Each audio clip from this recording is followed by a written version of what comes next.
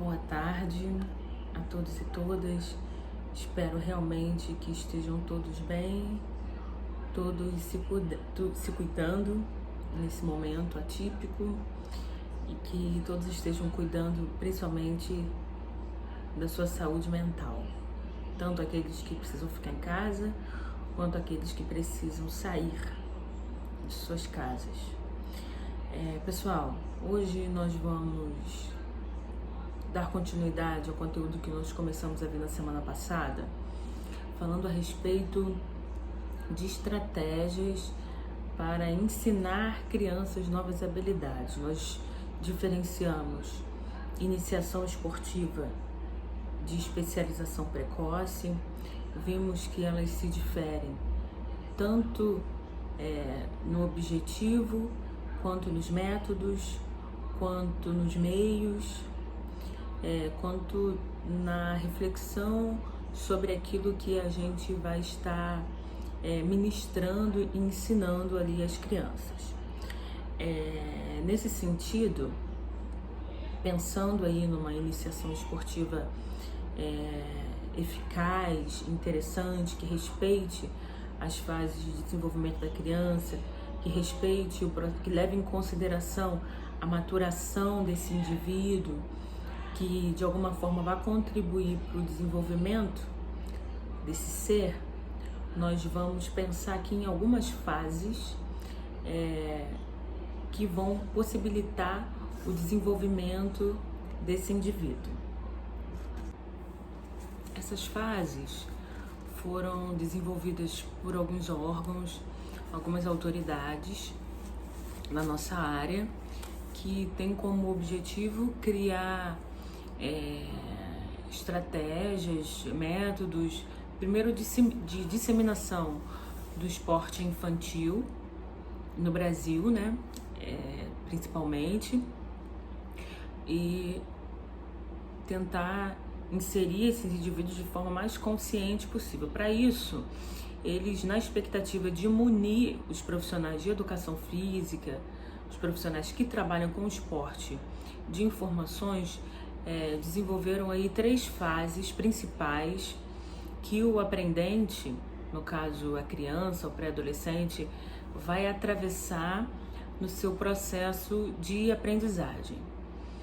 A primeira das fases a gente vai chamar de fase de interiorização, que a gente pode chamar aí de uma adaptação cognitiva, né? É a fase em que o aprendente vai se apoderar de estruturas mentais, intelectivas, onde ele vai compreender de forma bem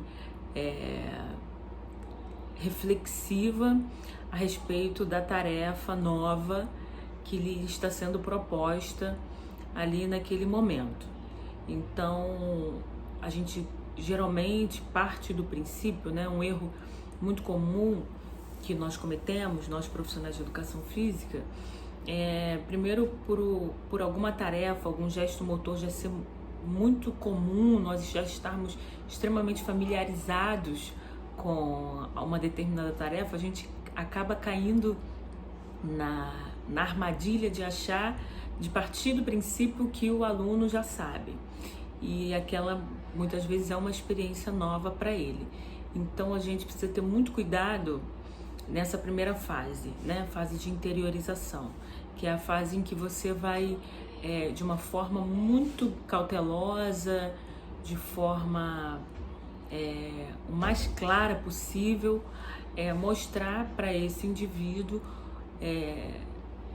qual é a tarefa que lhe está sendo proposta, e a partir daí viabilizar meios dele criar estruturas cognitivas, né, de adaptar-se àquele novo movimento, né, aquele novo desafio que lhe está sendo proposto. A esse momento, nós vamos chamar de fase de interiorização, que é exatamente isso, né? Ele vai se apoderar daquelas informações iniciais e vai criar estruturas cognitivas, intelectivas, para poder executar uma tarefa e podendo assim refletir sobre o que ele precisa fazer.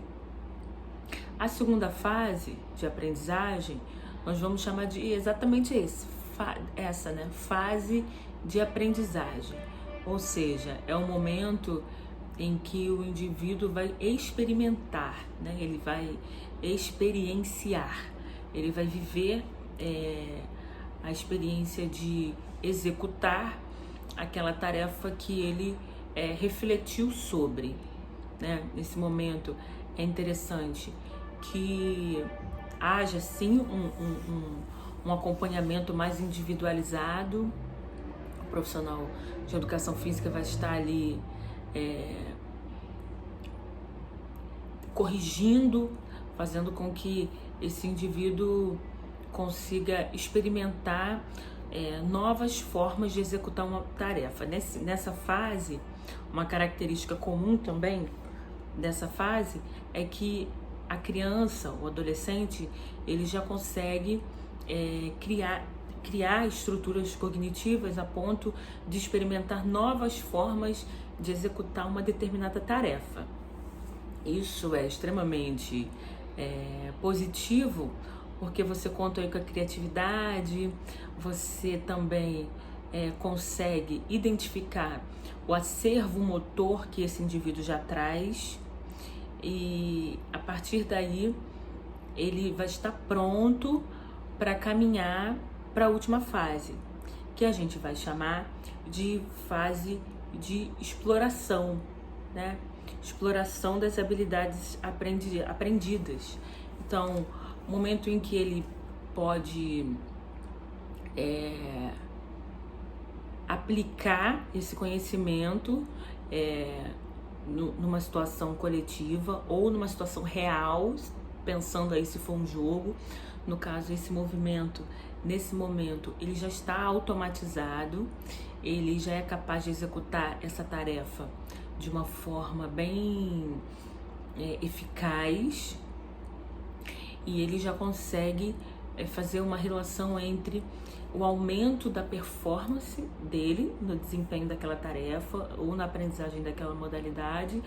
Ele consegue fazer uma relação entre a performance dele na execução da tarefa e o nível de habilidade que ele já adquiriu. É interessante pensar, relacionar esse conhecimento lá com as fases que vocês já devem ter visto quando fizeram o desenvolvimento motor, lá da ampulheta, do Galahu, modelo da ampulheta, em que quando o indivíduo, a criança, sai da fase de movimento fundamental, que é uma fase primordial antes de você inserir o indivíduo numa habilidade esportiva, é interessante que ele já tenha um acervo motor de habilidades fundamentais bem sedimentado, que ele já tenha como se fosse um terreno fértil, um terreno apropriado para que ele vá para a fase especializada, que no caso aí é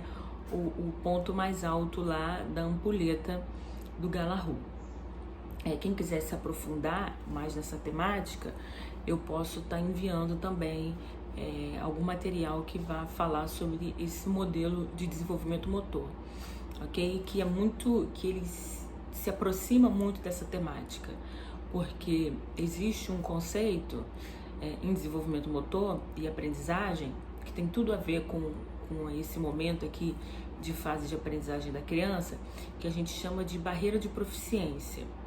Essa barreira de proficiência, ela é sim um fator impeditivo que leva o indivíduo a não conseguir atingir níveis avançados e refinados de uma determinada habilidade. A gente vê que a fase motora fundamental, ela tem aí 3 fases, e a última fase a gente chama de fase proficiente, ou fase madura ou fase proficiente. Então, se esse indivíduo não consegue atingir a fase madura de um determinado movimento, de um determinado gesto motor classificado aí dentro dos movimentos fundamentais, ele não vai conseguir chegar à fase especializada, né? Que é o topo da pirâmide.